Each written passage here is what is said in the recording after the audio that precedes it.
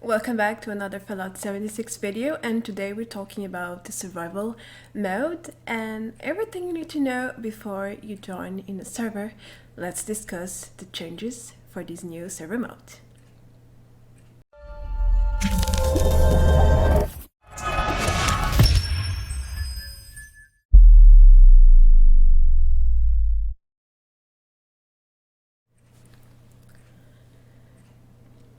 Alright, so as you probably know, survival mode is out. It came out just a few hours ago and I had a chance to try it out, and I also read the article Bethesda has published in their website and a platform, and they have basically explain in a very simple way what's going to happen in this new server.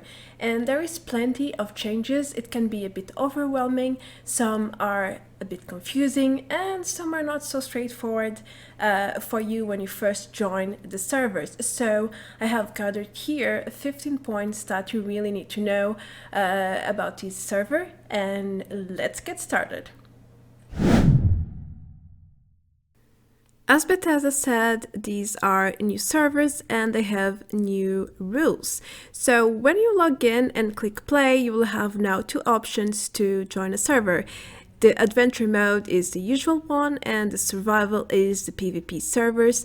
And if you click T, you will see the current rules. There are plenty of them and these are the most important ones, let's say.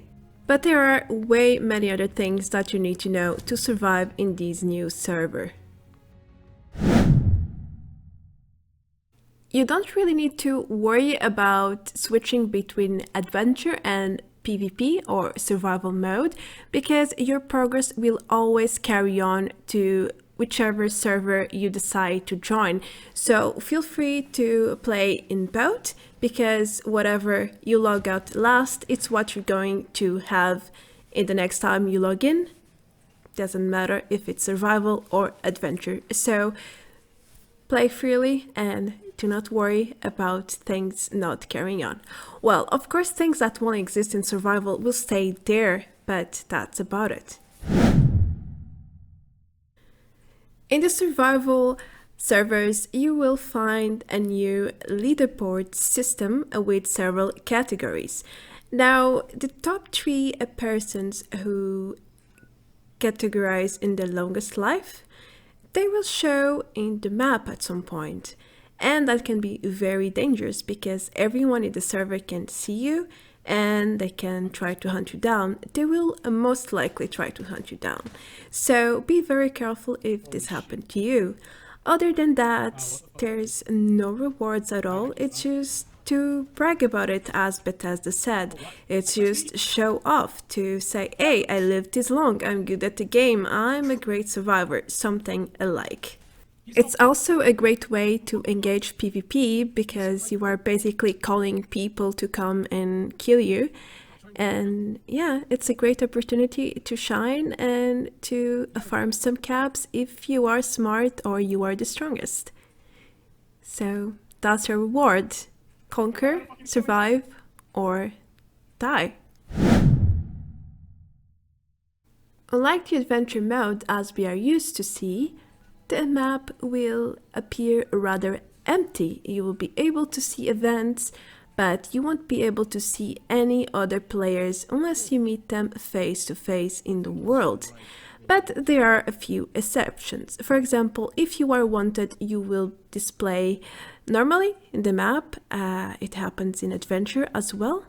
And if you are top 10 survivalist or longest life. So as you can see, for example, these two, the first and the third, are displaying in my map. The third way is when you die and you lose your stash. It will also display in the map, but that's not your current location, it's just your stash. Well, who would say now players can freely engage you and do normal damage, which means you can get attacked at any time, anywhere, and you don't need to attack back to actually receive damage and get killed, like it has been the entire time in adventure mode. So be very, but very careful where you stand and watch your back at all times. The best incentive to play in survival mode is probably the twice as much caps when you kill someone.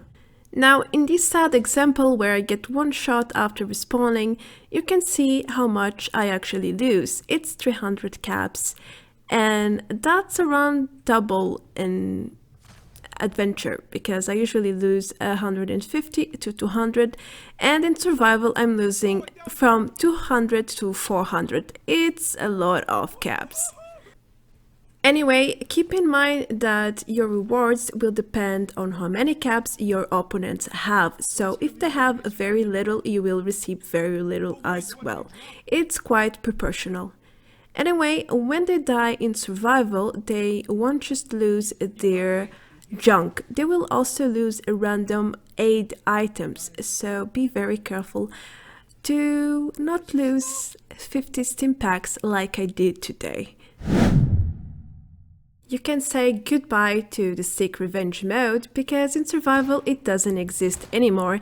Instead, it has been replaced with the bounty option, which gives you the chance to place a bounty in the person who has killed you. However, you will have to pay it, so whichever amount you decide to put it as the bounty, it will be from your own caps. Make sure to choose wisely.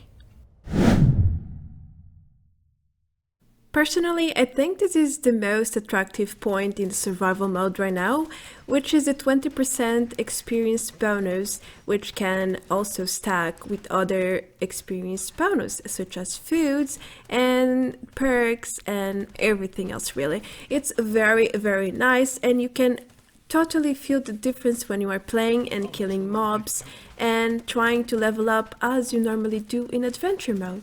So yeah, as long as you can stay alive, you can level up much faster. To make the survival mode feel more realistic, Bethesda has disabled most fast traveling locations in the map, so now you can only fast travel to stations or your own camp or your friend's camp. So yeah, it's a bit limited, but I do understand why they're doing this. It would be way too unfair if people could just teleport everywhere and, you know, follow others around, whoever has a bounty, whoever is top 3. So at least this way things are not as easy for people hunting others. Before releasing this new mode, Bethesda said they would do something to avoid players to one-hit other players, but that's not what I experienced today. So every time I engaged or got engaged, it was a one-hit situation basically. Whoever hits you first is the winner. There is no strategy, there is no skill, just luck and positioning. You know, if you get to see the other person first, then you win, and that's it. Another huge change in this type of server is the Stimpaks. They will no longer stack upon each other, and now only one Stimpak can be active at a time. Now, I did not have the chance to test this yet, but I believe it is working. But even if it's not, does it really matter? Because you seem to get one shot all the time, so there is no space to use any Stimpaks if this is, you know, the rule. If you get one shot, then you cannot heal yourself, right? You can only do that if you are damaged and manage to run away or hide or take cover or something similar. Well, Bethesda also said something about fast traveling and loading times, and you supposedly wouldn't be able to get damage when you are fast traveling unless you attack first. But I think this footage speaks for itself. I mean, yeah, sure, maybe in the next patch, hopefully it will be implemented. Honestly, the most exciting feature about the survival mode is probably the legendary or unique challenges that you can only find in this type of server. So, for example, this week you have to kill 25 legendaries, and as a reward, you will get this 2-star weapon, which is okay, it's not too great, but it's fine for the first week. It's a starting item, I would say. Something that you probably don't know is that scoreboard stats actually carry on to other survival servers. So if you log out when you have, for example, 1 hour of surviving, you will carry on to the next server that you join, that is survival, of course. But don't forget, if you are at the very top, you will be hunted probably as soon as you start playing in that new server. And the last point, it's actually two, but they are very short, so I put them together. After you die, you access a survival mode personal bests with a chart, and it has a lot of elements that you can compare. It has your weekly best against your this attempt as the time you are living until you die, which is right now. And you can also see when someone kills another player on your top left. Besides the yellow text, you also get a sound notification, which is okay, I suppose. And that's the 50 things I have for you about the PvP, aka survival mode. I do think they are very important for you, especially if you are first joining and you have no clue what's going on. I know Bethesda has added little changes to when you click on joining survival mode, and there's some information about it, but they don't clarify everything, not even close. And yeah, so far my experience with this mode hasn't been the best, and yours probably won't be as well, because everything is super buggy. I feel like the bugs are growing by the day. Basically, it's every time more and more buggy.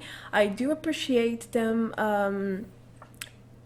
releasing this new mode and providing new content for us to experience, but when it leads to a negative experience, you should think twice before releasing this. I know it's still in beta and a lot of things will probably improve over time, but right now some of the things they released are not functional. Like, for example, when you teleport to a station, you are not invulnerable. You can still take damage from other players and die instantly as you load, and that's horrible. It happened to me today and I died 4 times in a row.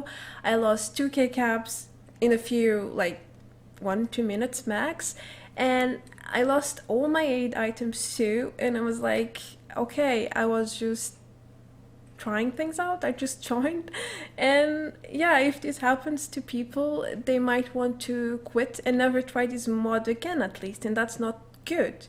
And there's many other things which I will talk about in another video, but so far things are not that great. So my opinion on this mode is that for now everyone is super excited about it because you can freely PvP, you can kill anyone you want, you can farm caps, you can get more experience. But if things keep going like this with no change, people will go broke and they will stop visiting these servers for PvP.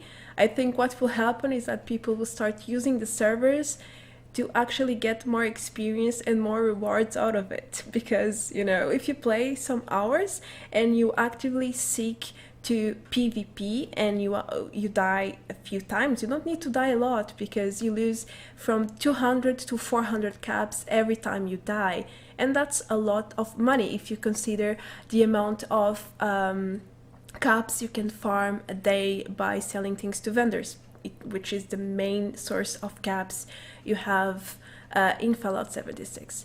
But enough ranting, I have talked enough, and that's my opinion. And as I said, I will go further and go into more detail in another video because I think it's worth it.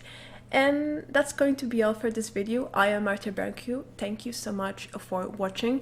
I hope you enjoyed the content. If so, don't forget to hit that button to subscribe to my channel. And yeah, thank you so much for watching until this point, and I will see you in the next one. Bye bye.